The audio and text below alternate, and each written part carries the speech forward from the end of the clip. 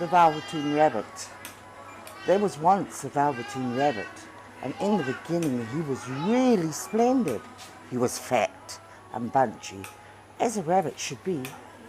His coat was spotted brown and white, and he had real thread whiskers, and his ears were lined with pink satin.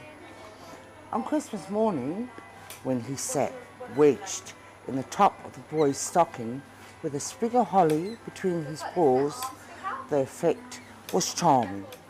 There were other things in the stocking, nuts and oranges and a toy engine and chocolate almonds and a clockwork mouse. But the rabbit was quite the best of all. For at least 2 hours, the boy loved him. And then aunts and uncles came to dinner, and there was a great rustling of tissue paper and unwrapping of parcels. And in the excitement of looking at all the new presents, the Velveteen Rabbit was forgotten. For a long time, he lived in a toy cupboard or on the nursery floor, and no one thought very much about him. He was naturally shy, and only being made of velveteen, some of the more expensive toys quite snubbed him. The mechanical toys were very superior and looked down upon everyone else. They were full of modern ideas, and they pretended they were real.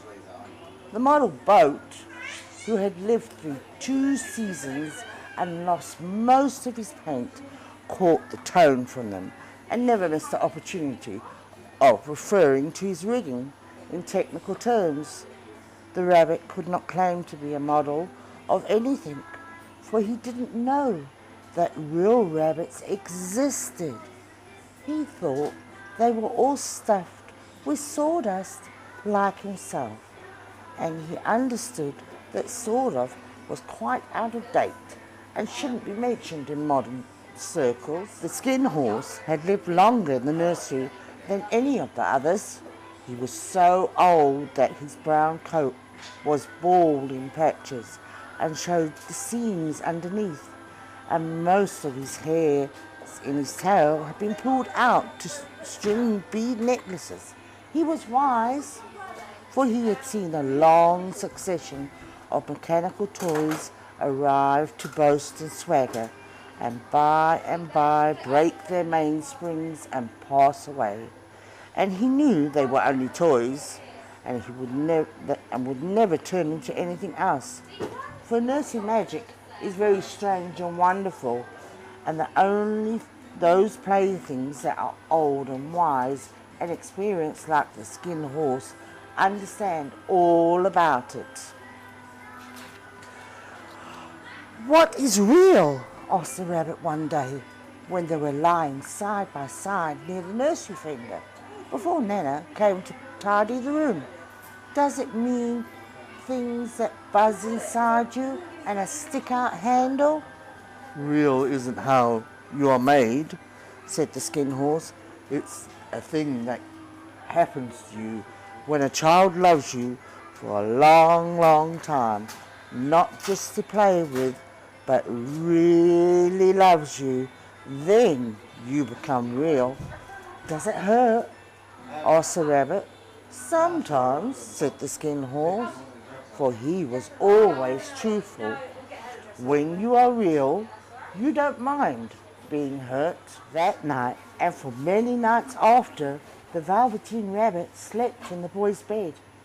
At first he found it rather uncomfortable, for the boy hugged him very tight, and sometimes he rolled over on him, and sometimes he pushed him so far under the pillow that the rabbit could scarcely breathe.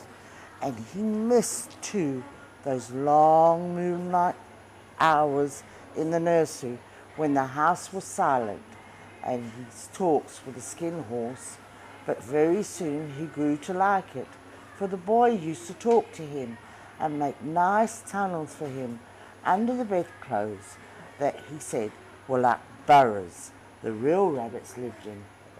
And when the boy dropped off to sleep, the rabbit would snuggle down close under his little warm chin and dream, with the boy's hands clasped close around him all night long. Then, one day, the boy was ill. It was a long, weary time, for the boy was too ill to play, and the little rabbit found it dull, with nothing to do all day long. But he snuggled down patiently and looked forward to the time when the boy should be well again, and they would go out in the garden amongst the flowers and butterflies and play splendid games in the raspberry thicket like they used to. Everything was arranged, and it now only remained to carry out the doctor's orders. They talked about it all while the little rabbit laid under the bedclothes with just his head peeking out, and listened. The room was to be disinfected, and all the books and toys that the boy had played with in bed must be burnt. Hurrah, thought the little rabbit. Tomorrow we shall go to the seaside.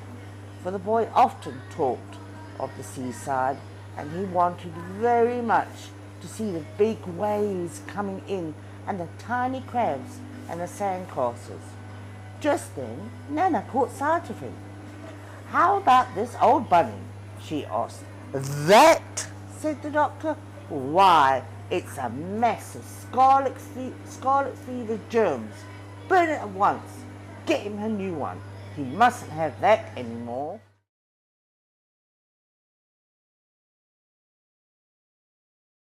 And then a strange thing happened, for where the tear had fallen, a flower grew out of the ground, and a mysterious flower, not at all like any that grew in the garden. It had a slender green leaves and the colour of emeralds, and in the centre of the leaves a blossom like a golden cup. It was so beautiful that the little rabbit forgot to cry and just laid there watching it. And presently the blossom opened, and out of it stepped a fairy. And she was quite the loveliest of fairies in the whole world. Her dress was of pearl and dewdrops, and there were flowers around her neck and in her hair, and her face was like the most perfect flower of all. And she came close to the little rabbit and gathered him up in her arms and kissed him on his velveteen nose that was all damp from crying. "Little rabbit," she said, "don't you know who I am?"